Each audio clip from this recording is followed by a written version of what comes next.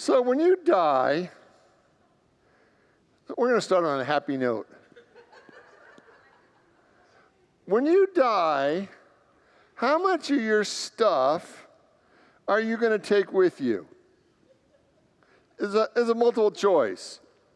Some, none, everything.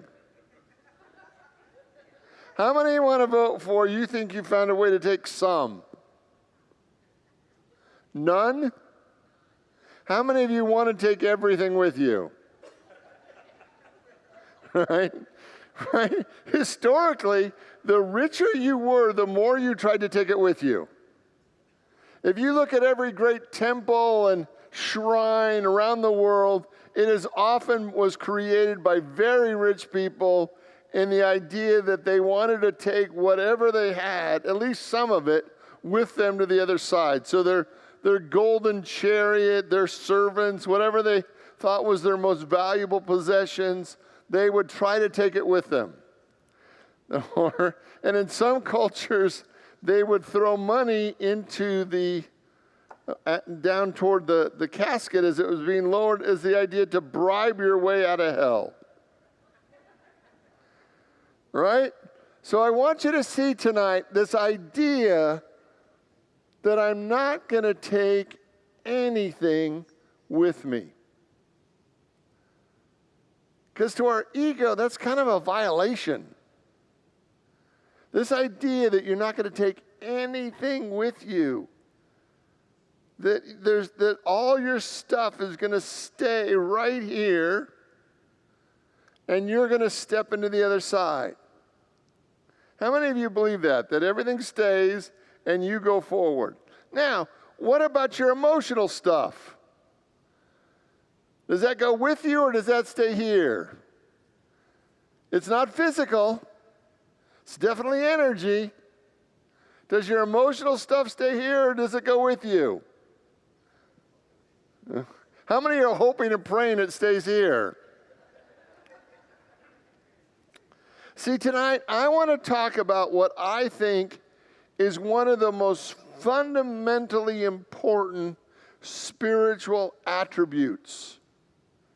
And that for most of us, this is part of our growing edge. And the question tonight is, how much are you holding on to your stuff? Mentally, emotionally, spiritually. How much are you holding on? And how much are you letting go so that you can be free? Now, it seems to me that when we come into this life experience, that we are about collecting stuff.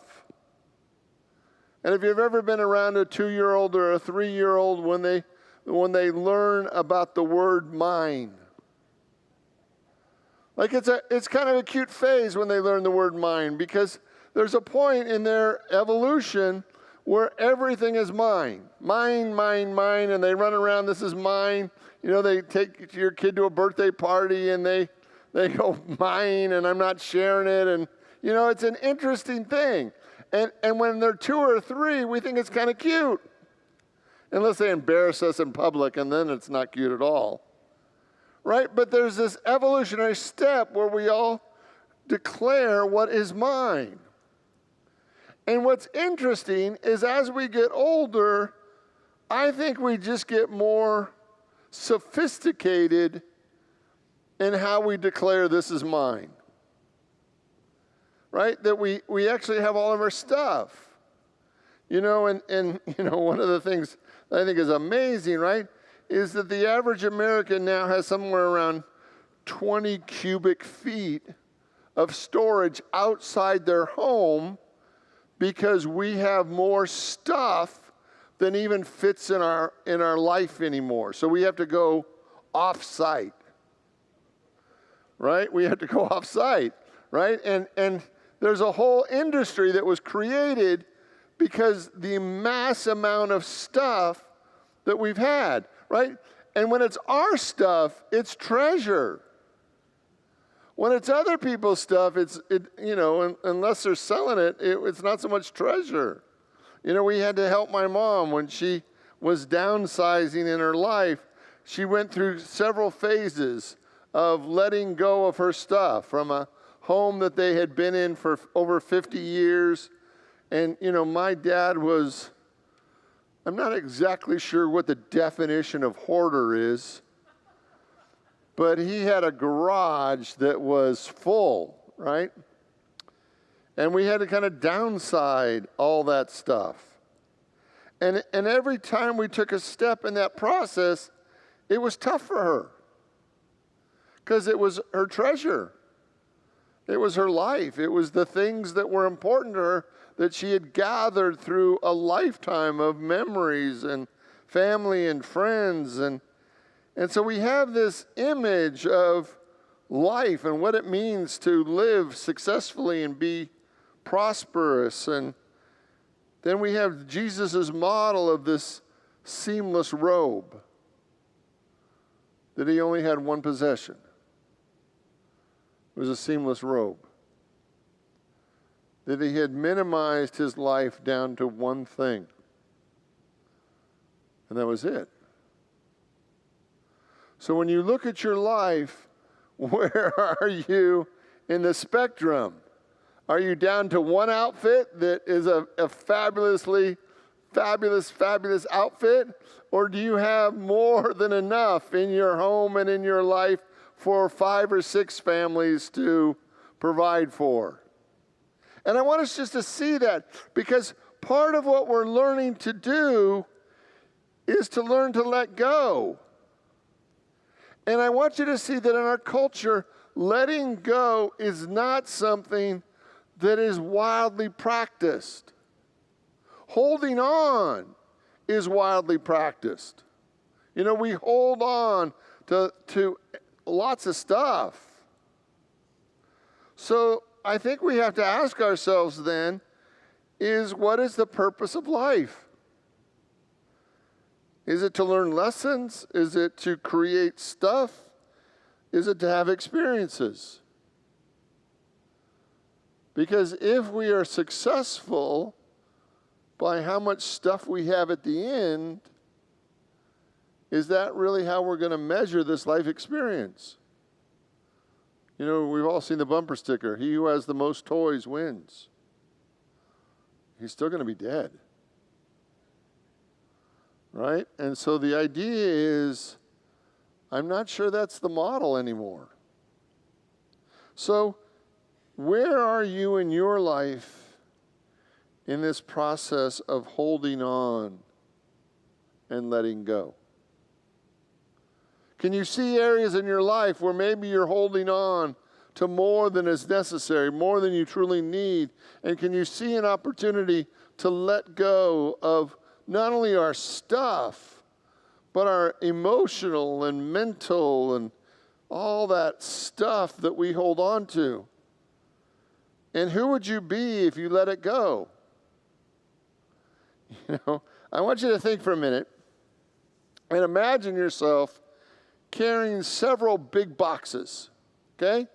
Maybe you're coming from the car to the house, and you have several big boxes, and they're not really that heavy, but they're kind of awkward, and you're trying to carry several big boxes into the house, and you're kind of juggling them all, and you've got it balanced just right, and if you don't trip over anything, or if the dog doesn't get you, you're going to actually make it into the house with all these big boxes, and you're going to be very proud of yourself that you were able to carry all these big boxes, and look how amazing I am that I could carry all these big boxes, right? See that image? Now, when you're carrying all those big boxes, how open are you to receive more? It's like, no, you'd complain if somebody gave you, well, let's just put one more box on top. You think, no, I've got all the boxes I can handle. I can't hold any more. I can't carry anymore. I've got everything I need, right? And what I want you to see is I think there's this inverted relationship. That the more we hold on to our stuff, it actually limits us to receive the goodness that God still wants to give us. And that we're so busy holding on to all of our stuff that we don't have room anymore for God to surprise us and bless us and provide that which would actually satisfy our soul today, because we're trying to manage all this stuff from yesterday. You know, when the Israelites were on the way to the promised land, the manna would fall from heaven every day. And they could only gather the manna for that day, unless it was the Sabbath, and then they could gather it for 2 days. But the idea was that every day they had to trust God for the supply for that day, and they had to be willing to receive it that day, that they couldn't hold on. There was no such thing as leftovers. There was no such thing as to-go containers, right? You only got taken care of. You only got blessed in that moment. And I want you to see that for many of us, living that level of life, where we depend on God in the moment to provide what we need in the moment, is a very scary operation. We don't want to have to depend on God. We don't want to have to depend on God for our retirement, for our needs. We want to make sure that everything is fully locked and loaded so that we never are vulnerable. And what if tonight we actually looked at what are the things that we are carrying that aren't really helpful? What are the thoughts? What are the beliefs? What are the ideas? What are the stuff that we're carrying in our life? Because literally, even if it's your junk drawer, and you don't think you're carrying it, your soul is carrying it. Because everything that you claim ownership of is part of your energy. It is part of your experience. Everything is part of your experience. So the question then becomes, what would you rather have? Everything in your junk drawer or your junk closet or the room you can't go into, or your heart's desire, if you can't have both? If you looked at everything in your life and asked yourself just one question, what would I rather have, this or my heart's desire, if I can't have both? And I want you to see how much of the stuff we don't think has a cost involved in it. We don't realize the energy that it takes for our soul to carry all this useless stuff that we carry with us, and it's not helping. It's not making you free. It's not making you bright. It's not making you happy. It's just stuff. So what are 5 reasons to let go?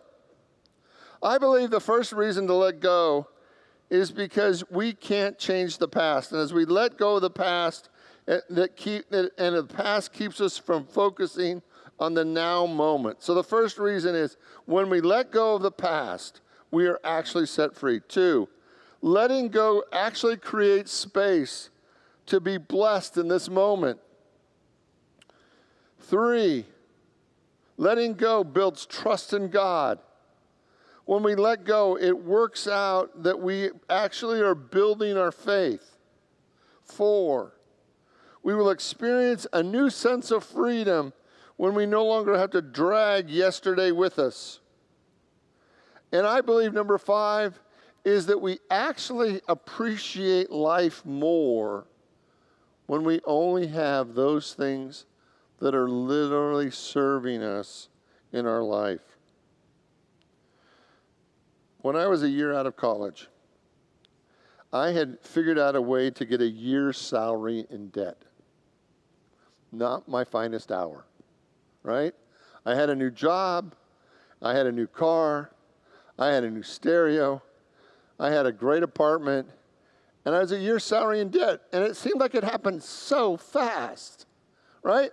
I mean, people would just let me sign my name for the first time in my life. They'd give you these little plastic things. They're magic. They're magic, right? And you could give them, and it was almost like having an experience of a miracle. They'd give you this little plastic thing, and you could go lay it down at a table or a counter, and they would just give you stuff. It was fabulous. Until they actually expected you to pay for it 30 days later. I thought that was rude, right? This is my miracle. There shouldn't be a penalty 30 days later. It's my miracle. One of the things I began to do, there were 3 things that really changed my life, but one of the things I began to do was the mastermind steps. And if you know what the mastermind steps, they're based on the 12 steps of Alcoholics Anonymous. And there are 8 steps that was created by Reverend Jack Bolin, a minister at Detroit. And step number 4 said, I now decide to change. I decide to surrender my ego, my will, to the higher power, the mastermind, and to consciously accept the higher nature. And I ask to be changed at depth. And in that moment, there was something that happened to me week after week, asking to be changed at depth, that I began to say to myself, I let go. I let go of my hopes. I let go of my dreams. I let go of my fears. I let go of my insecurities. I let go of my drama. And every week as we would go through these steps, I would literally let go of not just what I thought were the problems, but also what I thought were my strengths, my weaknesses, my hopes, my dreams, everything. And the more that I would let go, the more I watched my soul learn to fly. Within 2 years, I had applied to graduate school. Within 2 more years, I actually left graduate school to go into ministry. And I believe that it was that weekly activity of letting go that changed me at depth. That I couldn't be the old person if week after week after week I was making a conscious decision to let go. It wasn't just the stuff in my life. It was letting go of the old aspects of me that weren't working anymore, the old ideas, the old beliefs, the old fears, the old insecurities. It was letting go of the old dreams so that I could have a greater dream. And over again, when I realized that the reason that I could be transformed so quickly and actually open the door to ministry that I had been resisting since high school was that every week I would practice letting go. And I believe that for many of us, this skill, this spiritual skill of letting go will actually set us free. That we think life is about gathering what we want, gathering what we need, gathering, storing, holding, so that we feel safe and secure. And what if the real purpose of life is learning to let go at a deep, profound level so that we may truly know the glory of God, so that we may be blessed in greater and greater ways? And what if your spiritual next step is letting go of everything that is no longer serving you? Old ideas, old images, old beliefs, old wants, old stories, old disappointments. And in letting go of everything, your soul actually learns to fly. See, I have this deep sense when I look back through the course of my life, I can see the times when I was holding on. And I can see the times when I was letting go.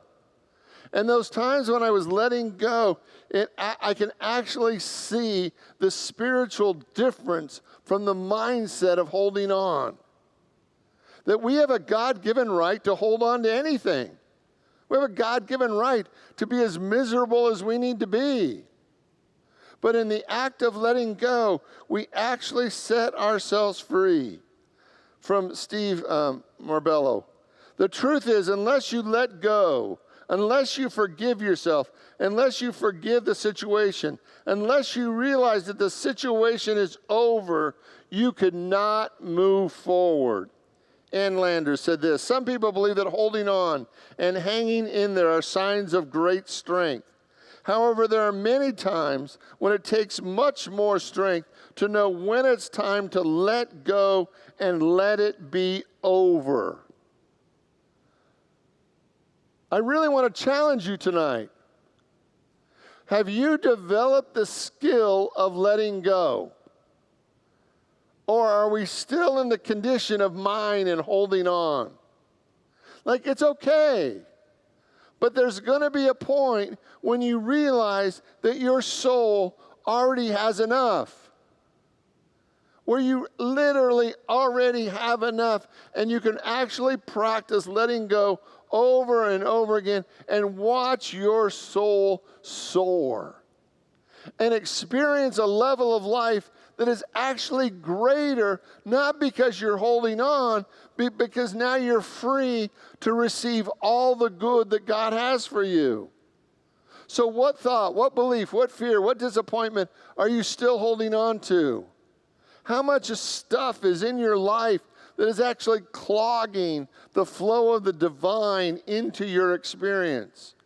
And would you be willing to let go of everything so that you can actually know the glory of God in greater ways than ever before? Matthew 11:28. Come to me, all who labor and are heavy laden, and I will give you rest. Come to me, all who labor and are heavy laden, and I will give you rest. Take my yoke upon you. Learn from me, for I am gentle and lowly in heart, and you will find rest for your soul. For my yoke is easy and my burden is light. Now, my path of ministry has really developed that when I believe that I'm doing the ministry, Richard the ego, Richard the personality, I am not having any fun. When I believe that this is a God thing, right? And I just show up to do my part of this God thing, then ministry for me is just a hoot. Right? It's like people say, well, you have all these people. Doesn't it overwhelm you that all these people are listening to you? It's like, well, yes, yes. That would be terribly overwhelming if I didn't think what I was given was from God. If I didn't believe that what I say isn't just Richard. God, who would want to listen to him? I wouldn't listen to him. Right? But I believe that God uses me. And it's a God thing. And tonight, I want you to be willing to let go of everything in your life. God, I give you everything in my life, my hopes, my dreams, my fears, my insecurities, all that I am, all that I hope to be. I give you, and I hold nothing back from you, God. I give it all to you. I clear the space. No more junk in my life. No more junky thoughts, no more junky emotions, no more junky stuff. I want to be clean and in the flow of the divine. You know, the meditation we did this evening, I truly believe that life is supposed to just flow through us. That the divine is supposed to just flow through us. And that when we allow life just to flow through us, we live with grace and ease.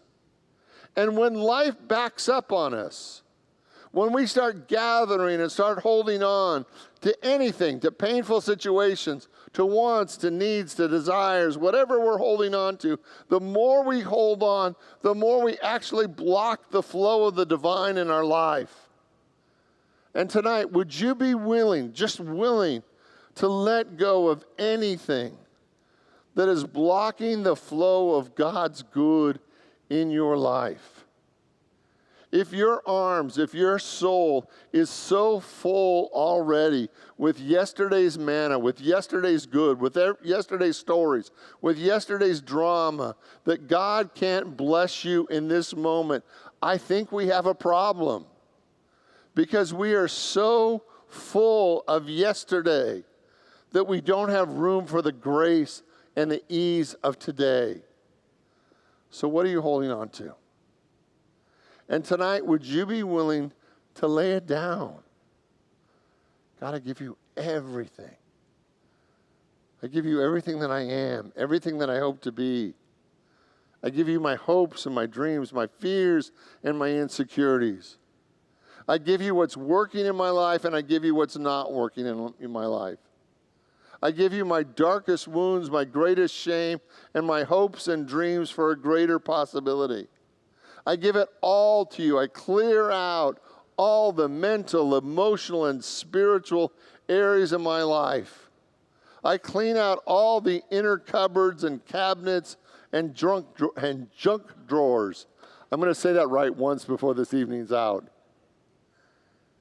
And as I let go, I truly learn what grace and ease is all about. Come to me, all who are heavy laden, and I will give you rest. For my way is easy, and my path is light. Will you pray with me? I invite you to open your mind, your heart, your soul to the activity of God. That tonight we just let go. We just clean it out. We let it flow. Wherever we have been stuck, wherever we've been hoarding, wherever we have been fearful, wherever we have been backed up, tonight we let it flow. And we allow the glory of God to lead us with grace and ease. Grace and ease. In the name and through the power of the living Christ, we give thanks. And so it is. Amen.